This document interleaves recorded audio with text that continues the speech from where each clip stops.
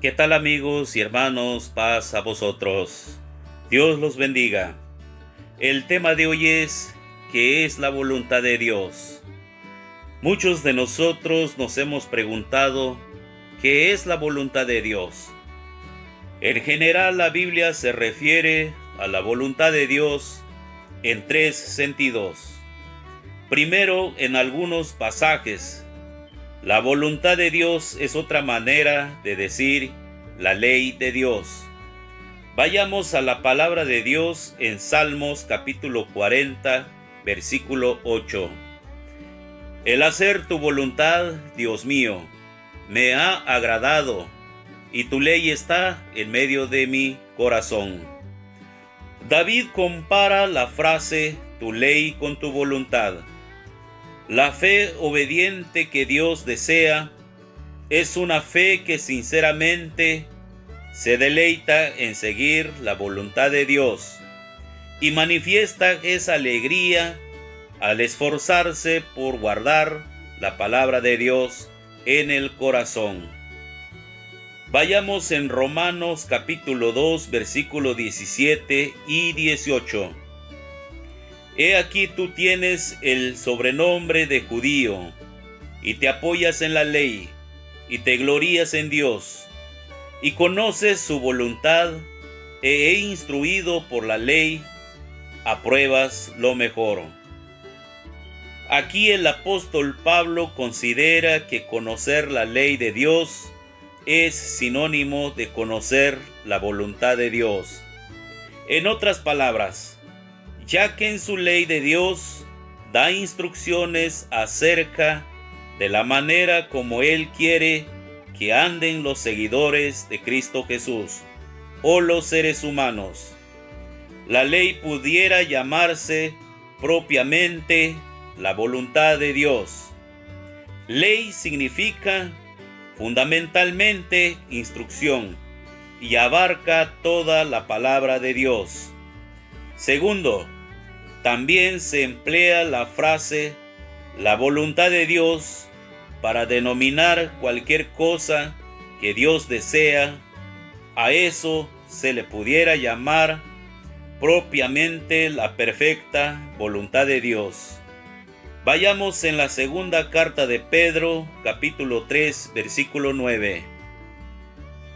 El Señor no retarda su promesa, según algunos la tienen por tardanza, sino que es paciente para con nosotros, no queriendo que ninguno perezca, sino que todos procedan al arrepentimiento. Esta es la voluntad revelada de Dios, que todos se salven. Vayamos en Juan capítulo 6, versículo 39. Y esta es la voluntad del Padre, el que me envió, que de todo lo que me diere, no pierda yo nada, sino que lo resucite en el día postrero. La voluntad de Dios es que ningún seguidor de Cristo Jesús caiga de la gracia. Esto no quiere decir que todo el mundo será salvo, sino solo los que han recibido a Cristo Jesús en su vida.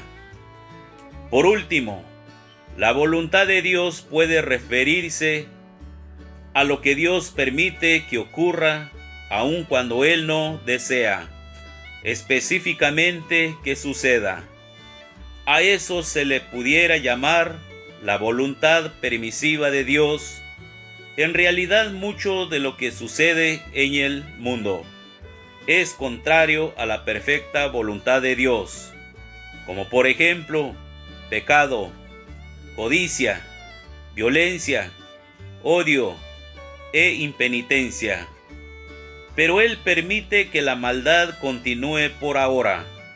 Además, Dios permite la decisión de muchas personas de permanecer sin ser salvas y así perderse por toda la eternidad, ya que Él no impone la fe salvadora a los que se niegan a aceptar la salvación de su Hijo Jesucristo. De igual manera, Dios permite muchos padecimientos y tribulaciones que le sobrevienen a una persona en la vida. Vayamos en la primera carta de Pedro, capítulo 3, versículo 17.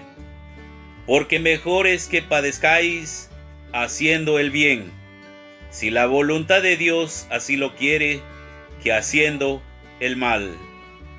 Y luego nos dice en la primera carta de Pedro, capítulo 4, versículo 19. De modo que los que padecen según la voluntad de Dios, encomienden sus almas al fiel Creador y hagan el bien, pero no son necesariamente su deseo o última voluntad para los cristianos o a las personas. Vayamos en Isaías capítulo 53, versículo 10.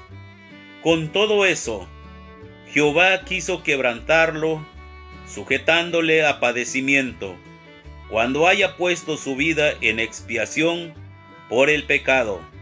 Verá el linaje, vivirá por largos días, y la voluntad de Jehová será en su mano prosperada. Queridos amigos y hermanos, aquí vemos cumpliéndose la voluntad de Dios en Cristo Jesús. Que Dios me los bendiga.